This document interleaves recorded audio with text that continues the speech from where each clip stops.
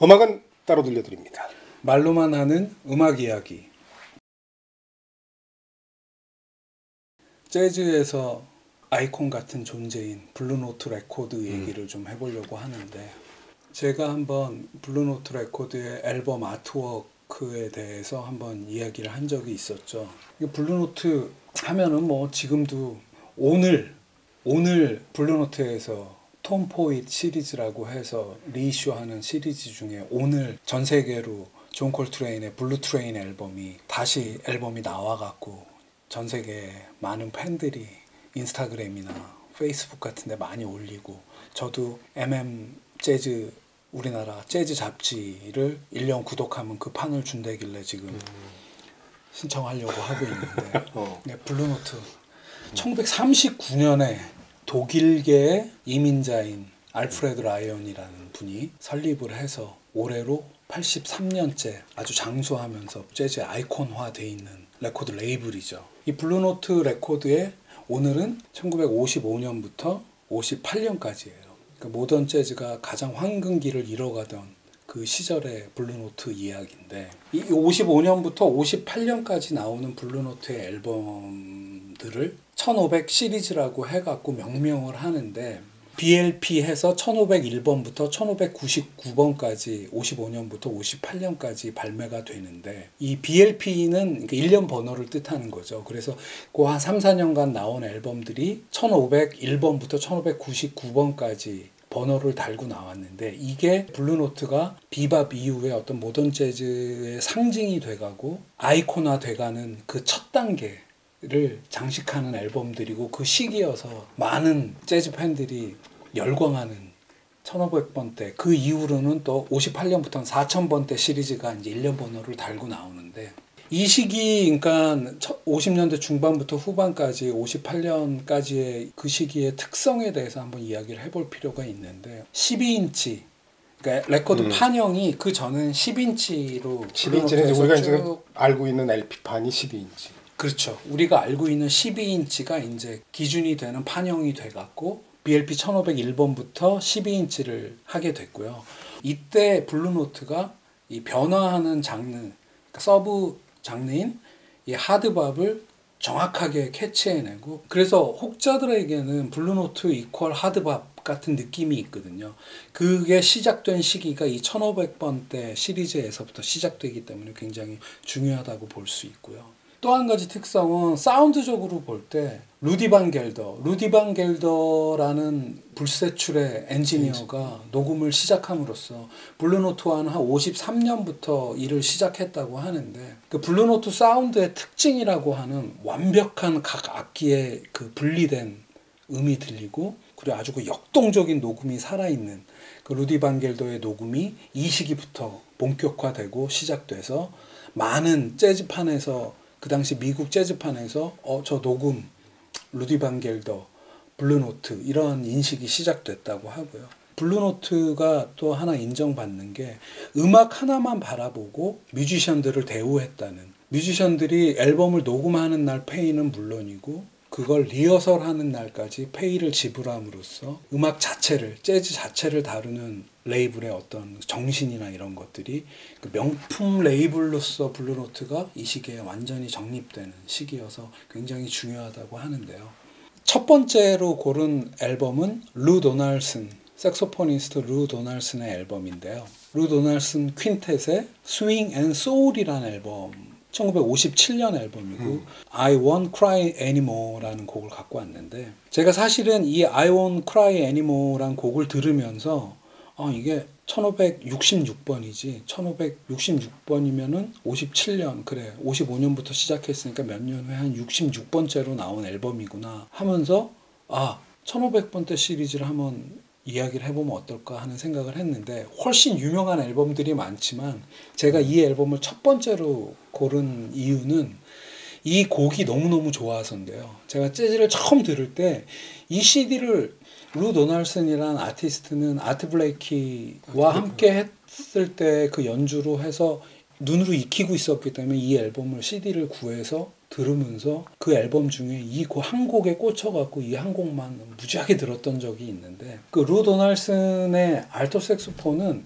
어떻게 생각하면 약간 촌스러운 듯한데 굉장히 멜로디가 정이 가는 멜로디가 있거든요. 그래서 이 곡을 첫 번째로 한번 놔야 되겠다 하는 생각을 했고 이 양반도 좀 늦게 2000년대 초반에 NEA에 선정이 됐어요. 아, 그러실 수 있죠. 아마 아직도 생존해 계신 걸로 알고 있고 블루노트 레코드 다큐멘터리 같은 데도 인터뷰를 많이 하시고 나이 드셔갖고도 그러니까 50년대 초중반부터 블루노트와 함께 일을 한다는 거는 완전히 인정받은 아티스트고 그 중에 뭐 대가급으로까지 여겨지진 않지만 제 몫을 하셨고 60년대에는 또 펑키하고 되게 소울 재즈 쪽으로 빠지셔갖고 굉장히 또 나름대로 음악을 쭉 펼쳐가신 분이어서 첫 번째로 한번 골라봤고요. 두 번째로 고른 앨범은 기타리스트 케니 버렐의 앨범인데요.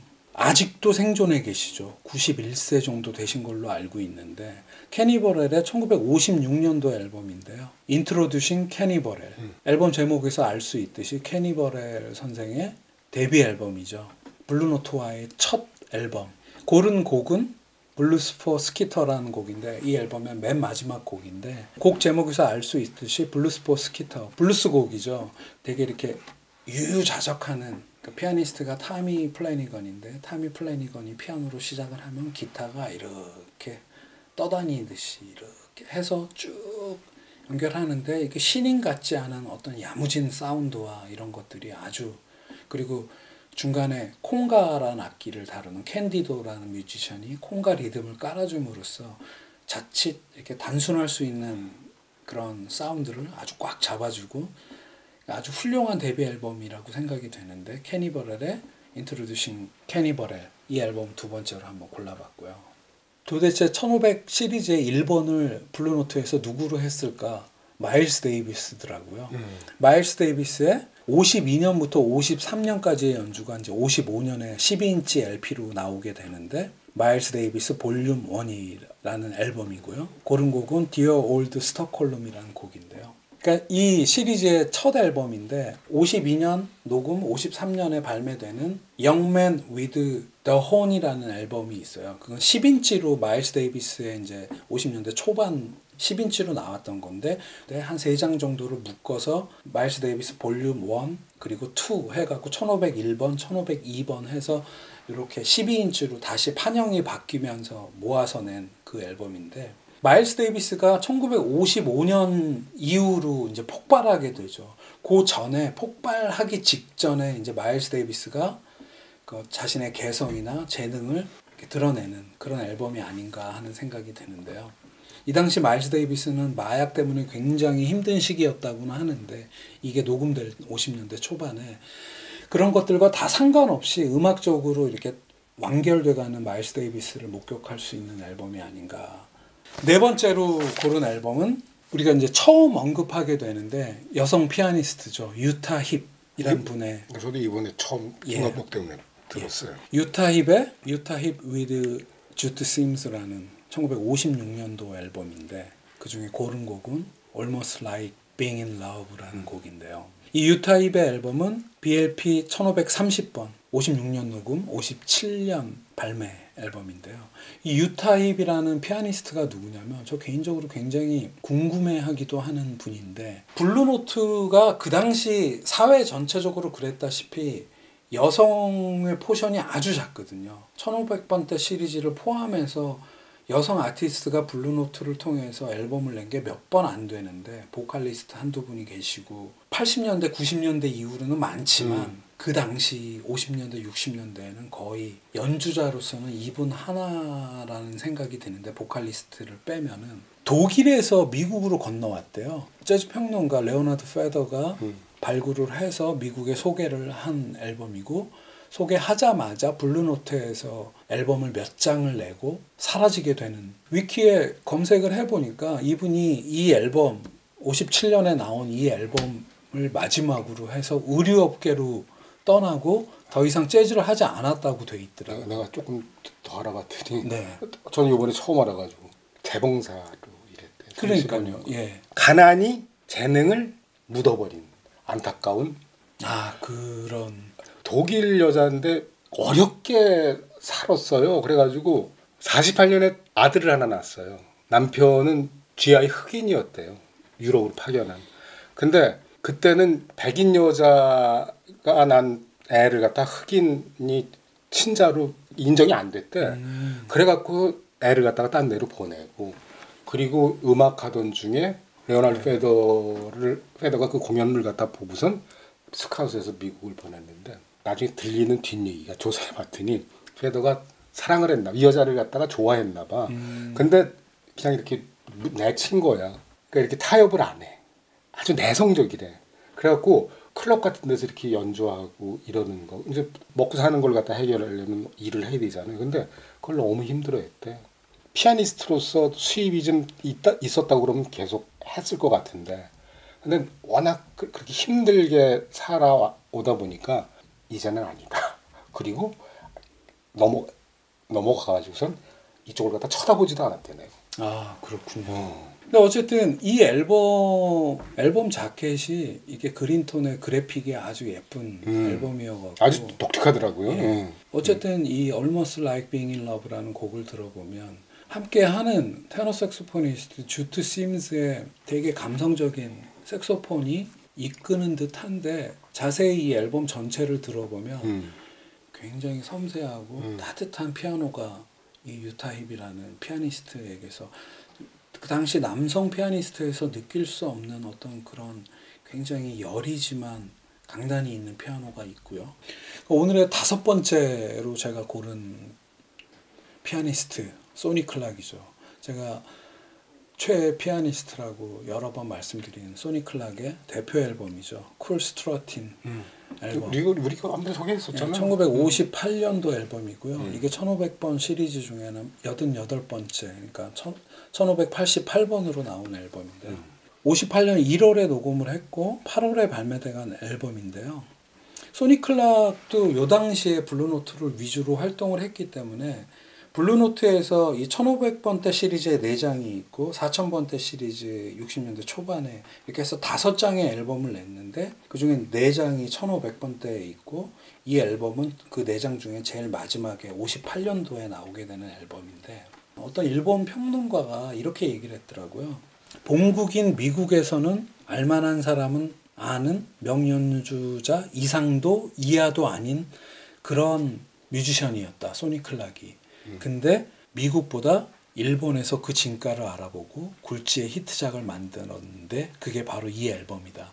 그러니까 충분히 일본 평론가로서 소니 클락에 대해서는 일본 재즈계가 지분이 있는 것 같아요. 미국에서는 잘했던 요절한 아티스트였는데 이 앨범을 필두로 해서 일본에서 엄청나게 인기가 있어서 그 영향인지는 모르겠으나 우리나라에서도 굉장히 인기가 있고, 요즘에 와서는 이 앨범의 초판 같은 경우에는 몇백만 원을 상회하는 그런 아주 인기 있는 앨범이 됐고, 앨범 자켓도 이 블루노트의 사장이자 메인 프로듀서인 알프레드 라이언, 설립자 부인의 다리 굳으시는 모습, 그 리드 마일즈의 그 트리밍이 아주 돋보이는 그런 앨범이어서 아주 인기 있는 앨범이고, 이 앨범에서 제가 좋아하는 이유는 이 4곡이 들어있는데 이 4곡 모두 외우고 있을 정도로, 첫 번째 곡이 쿨 스트러틴이고, 두 번째 곡이 블루 마이너고, 세 번째 곡이 Sipping at the Bells라는 곡이고, 네 번째가 딥 나잇. 그러니까 제가 외울 정도로 이 4곡을 연결해서 여러 번 듣는 중요한 앨범인데,